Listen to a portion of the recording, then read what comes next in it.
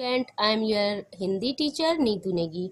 बच्चों, पिछले वीडियो में हमने वर्ण क्या होता है, किसको कहते हैं वर्ण, ये पढ़ा था। वर्ण किसको कहते हैं? वर्ण किसी भी भाषा की सबसे छोटी इकाई है। जैसे हम बोले अ, ब, द, आ, ए, क आदि, है ना, जो हमने पिछली वीडियो में पढ़ा था। और आज हम देखेंगे कि वर्ण के रूप यानी कि प्रकार कितने होते हैं। ओके, तो बच्चों, हिंदी भाषा में अक्षर यानी वर्ण के दो रूप होते हैं। कौन कौन से होते हैं वो दो रूप? एक तो होता है स्वर और दूसरा होता है व्यंजन। अब हम देखते हैं बच्चों कि स्वर किसे कहते हैं। बच्चों, स्वर जो है इनका उच्चारण स्वतंत्र यानी कि फ्रीली होता है। स्वर का अर्थ है ऐसे वर्ण जिसका उच्चारण अपने आप हो सके, उसे किसी की मदद की जरूरत ना हो, किसी दूसरे की सहायता की जरूरत ना हो, अपने आप हो सके, कि उसको जो है स्वर बोलते हैं। जिसके उच्चारण के लिए दूसरे वर्ण से मिलने की आवश्यकता ना हो। स्वरों को अच भी कहा जाता है बच्चों। क्या बोलते हैं? अ, च, अच। इसका दूसरा रूप है, दूसरा नाम है। यानी ऐसे वर्ण जिसका उच्चारण बिना किसी दूसरे वर्ण से मिले बिना किया जाता है, होता है, उसे स्वर कहते हैं। बच्चों, स्वर जो है वो व्यंजनों, जो कि आपने पढ़ा होगा क, ख, ग, घ, ये व्यंजन हैं, इनके उच्चारण में भी सहायक होते हैं। हिंदी में स्वरों की कुल संख्या 11 होती है। वो 11 स्वर कौन कौन से हैं बच्चों? ये 11 स्वर हैं अ, आ, इ, ई, उ, री, ए, ऐ, ओ, औ। आप लोगों ने स्वर तो पढ़े ही है, बचपन से पढ़ते आ रहे हैं ना। जब आप एनसी क्लास में थे तब से स्वर और व्यंजन आप लोग पढ़ते आ रहे हैं। लेकिन आज आप सीख रहे हैं कि स्वर बोलते किसको हैं। तो स्वर है 11 अ से लेके औ तक।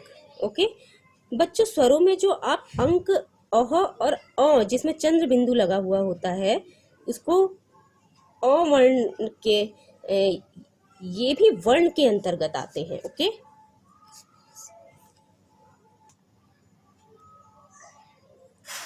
बच्चों, ये जो अयोगवाह वर्ण है, अंक अह और अ जिसमें चंद्र बिंदु होता है, इनका स्थान स्वरों के बाद और व्यंजनों से पहले होता है।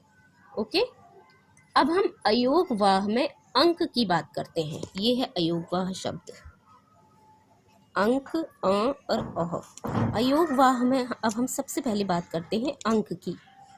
ओके बच्चों, अंक को अनुस्वार कहते हैं। क्या बोलते हैं? अनुस्वार। जब भी कोई वर्ण हम बोलते हैं या लिखते हैं, उसमें अंक की मात्रा लगी रहती है, उस अंक की मात्रा को अनुस्वार कहा जाता है। जिसमें अगर आप किसी भी वर्ण में लगाएंगे अंक की मात्रा, ऊपर से बिंदी टाइप की होती है जो, तो उसको क्या बोलेंगे? अनुस्वार। अनुस्वार लगाइए, क में अनुस्वार लगाइए, इस टाइप से बोलते हैं ना। अनुस्वार यानी अंक की मात्रा का उच्चारण नाक से होता है। जो अंक की मात्रा होती है उसका उच्चारण जब बोलते समय उसको उसमें नाक से बोला जाता है वो वर्ण। अंक का चिन्ह ये देखिए बच्चों, ऐसे होता है। ये है अंक का चिन्ह, ये होता है, ऊपर से लगता है, किसी भी वर्ण के ऊपर से लगता है अंक का चिन्ह। ओके, जैसे, और इसको नाक से बोला जाता है। बोलिए जरा, आप भी ट्राई करिए। जैसे क में अगर लगा तो कंग हो जाएगा, ख में लगेगा तो खंग हो जाएगा, ग में लगेगा तो गंग हो जाएगा, घ में लगेगा तो घंग, चौ में चंग, ज में जंग, है ना। ट्राई करिए बोल के जरा। अब इसमें जो शब्द बनते हैं उसे कैसे बोलेंगे, देखिए जरा। जैसे अनुस्वार जो है कंस, कंसो, क में अनुस्वार लगा है। कंगन, देखिए इसमें भी क में अनुस्वार लगा है। फिर देखिए चंदन, चौ में अनुस्वार लगा है। फिर पंकज, प में अनुस्वार लगा है। ऐसे ही कई शब्द ऐसे होते हैं, डेली रूटीन में भी हम बोला करते हैं, जिसमें अनुस्वार लगा होता है ना। ओके, अब इससे जो शब्द बनेंगे वही ये शब्द हैं। बच्चों अब हम बात करेंगे अ की। अ जिसमें चंद्र बिंदु लगा होता है, इसे अनुनासिक स्वर कहते हैं। जैसे अंक की मात्रा को हमने क्या बोला था, अनुस्वार बोला था। अब अ में जो चंद्र बिंदु होता है, जो चंद्र बिंदु को अनुनासिक बोला जाता है। ठीक है, इसका उच्चारण बच्चों हमारी नाक और गले दोनों से होता है। जो अनुस्वार था उसमें तो सिर्फ नाक से हो रहा था, और अ की मात्रा जो चंद्र बिंदु है उसका उच्चारण किससे हो रहा है, नाक और गले दोनों से हो रहा है। कहने का मतलब है कि जो चंद्र बिंदु वाला अ वर्ण होता है उसे अनुनासिक स्वर कहते हैं। अ का चिन्ह साइन कैसा होता है बच्चों, ये देखिए। अनुनासिक शब्द ये होता है, ऊपर से चंद्र बिंदु, इसमें साफ नहीं दिखाई दे रहा है ना। तो इसके वर्ण ऐसे बनेंगे, जैसे चौ में अगर लगेगा तो चौ कहेंगे, क में तो क, न में लगेगा तो न, फ में लगेगा तो फ आदि। और इनके शब्द कैसे बनेंगे देखिए, जैसे आँख, आ में लगा है अनुनासिक स्वर।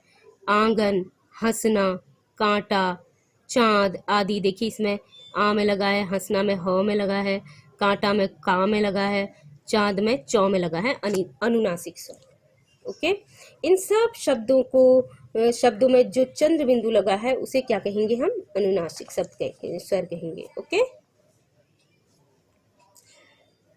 अह।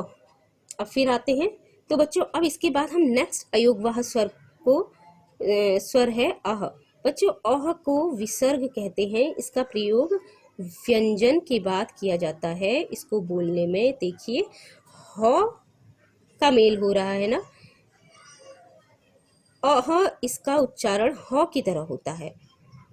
अह यानी विसर्ग। सबसे पहले हमने अनुस्वार पढ़ा था, फिर हमने अनुनासिक पढ़ा, उसके बाद अब हम जो अह का की मात्रा होती है उसको विसर्ग बोलते हैं। कैसे होता है, क्या होता है विसर्ग, ये देखिए। विसर्ग का चिन्ह है, ये होता है, ये है विसर्ग, और इसके शब्द हैं ये, ऊपर और नीचे दो डॉट होते हैं ना इसमें। अब हम देखते हैं कि विसर्ग जिन शब्दों में लगा होता है उन शब्दों को हम किस तरह से बोलेंगे। अगर क में लगा है तो कह, ख में लगा है तो खह, न में लगा है अगर विसर्ग तो नह, प में तो पह, च में तो चह आदि, इसी तरह से। और विसर्ग वाले शब्दों को कैसे बोलेंगे, जैसे नमः, अतः, प्रातः, शनः।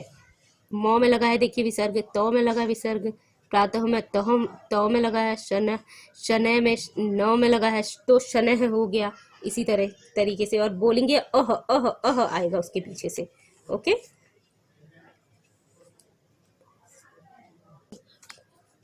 बच्चों इसके अलावा एक स्वर और होता है जिसको क्या बोलते हैं, आगत स्वर कहते हैं इसको, जो कि अंग्रेजी भाषा के प्रभाव के कारण इसका प्रयोग किया जाता है। जिसमें आ होता है और ऊपर से चंद्र बिंदु के जैसा साइन होता है, लेकिन उसमें बिंदी नहीं होती है, सिर्फ ऐसे चंदा मामा की तरह साइन होता है, उसमें बिंदी नहीं होती। ठीक है, तो इस स्वर का प्रयोग इंग्लिश भाषा में इंग्लिश रूप में हिंदी में लिखा जाता है, यानी रोमन में लिखा जाता है। तो यह चिन्ह वर्णों के ऊपर लगाया जाता है, इसे आगत स्वर कहते हैं। इसका उच्चारण यानी बोलने में यह ओ और औ के बीच के स्वर की तरह बोला जाता है इसको। ये न तो ओ होता है और न औ होता है, थोड़ा थोड़ा अंश दोनों का मिला होता है इसमें। जैसे डा में अगर लगा दे तो बोलेंगे डॉ, माँ में लगा दे तो मौ, आ में लगा दे तो औ, का में लगा दे तो कौ। ये देखिए आगत स्वर, ये है, इसका चिन्ह होता है ये ऊपर से। और जैसे डॉक्टर, अगर एक शब्द लेते हैं हम डॉक्टर, डॉक्टर में बच्चों अगर मैं ओ लगाती हूँ तो ये बन जाएगा डॉक्टर, और औ लगाती हूँ तो बन जाएगा डॉक्टर, तो जो कि गलत होगा। ओके, तो इसका प्रयोग हम कैसे करेंगे बच्चों, तो बच्चों इस स्वर को यदि हम शब्दों में लगाते हैं तो उन शब्दों को किस तरह से बोला जाएगा? जैसे torch, ball, oxygen, office, doctor, cotton, सब में लगा हुआ है ना। देखिए टा में लगा है आगत स्वर ऊपर से, बा में लगा है आगत, आ में टा बन गया टॉ, बा बन गया बॉ। इन शब्दों का हम डेली रूटीन में यूज़ करते हैं। आपने देखा होगा कि ये सारे शब्द हम अंग्रेजी के हैं जो कि हिंदी में प्रयोग किए जाते हैं। हम अक्सर इन शब्दों को बोला करते हैं ना। ओके बच्चों, आज मैंने आपको बताया कि वर्ण के 2 प्रकार होते हैं, स्वर और व्यंजन, और स्वर क्या होता है ये आपको बताया है। तो नेक्स्ट वीडियो में आपको मैं व्यंजन क्या होता है ये समझाऊंगी। Okay, good bye.